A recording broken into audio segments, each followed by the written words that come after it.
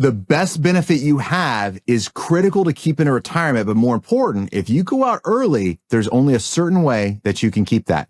If you want to know what that is or how to do it, then stay tuned for this FERS Federal Fact Check. Hi, I'm Micah Shilanski with Plan Your Federal Retirement. Welcome to today's FERS Federal Fact Check. We have a really good question that came in from Jeff, and it talks about your best benefit. Now, if you've watched me at all on this channel, then you really know that your best benefit, in my opinion, is going to be your health insurance. That FEHB, Federal Employee Health Insurance, is absolutely amazing. I look at it from the outside in, but we have a really good question today that's not exactly about health insurance, but it's about leaving the government early and what benefits are you going to get. This question is from Jeff. It says, good morning.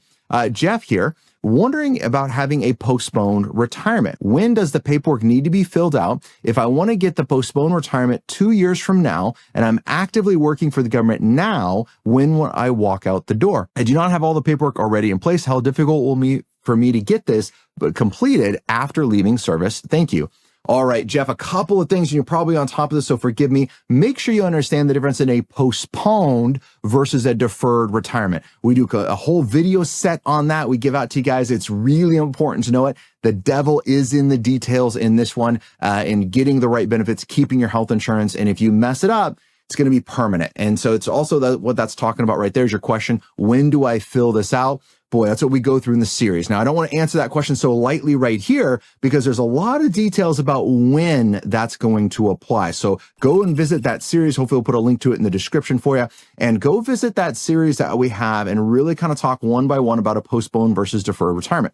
What I'm going to tell you is your retirement form is 9219 that you need to fill out, RI 92-19. And that's going to be the retirement form. And great news, Jeff, is you can get that online and you can submit it to OPM at the appropriate time after you've left federal service.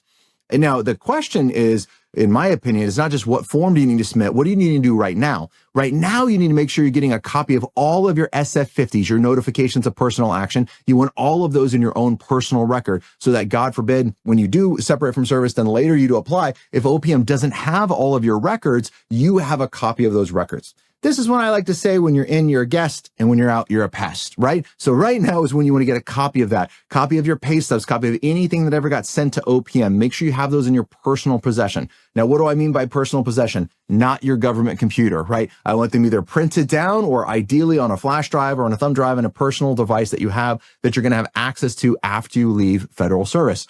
OPM generally does a great job in processing retirement paperwork, but there's a little bit of an error rate right there. And it could be as simple as they just don't have all the records. So making sure you have them is really important. That's step number one. Step number two, know your dates on when you need to submit this application. If you miss the date, if you fill the application out wrong, you could lose your health insurance. And that's the whole benefit of a postponed retirement versus a deferred retirement. Postpones means you're eligible for an immediate retirement right now, but probably with a penalty. So you're going to postpone that to a future time when there's no penalty. But you have to be really clear and apply at the first applicable time in order to get your benefits turned on without a penalty in order to keep health insurance. If you don't do it correctly, you lose a postponed retirement, you get kicked to a deferred retirement. What's a deferred retirement? A pension only. You lost your health insurance for life. So be really, really careful as you're filling out this application.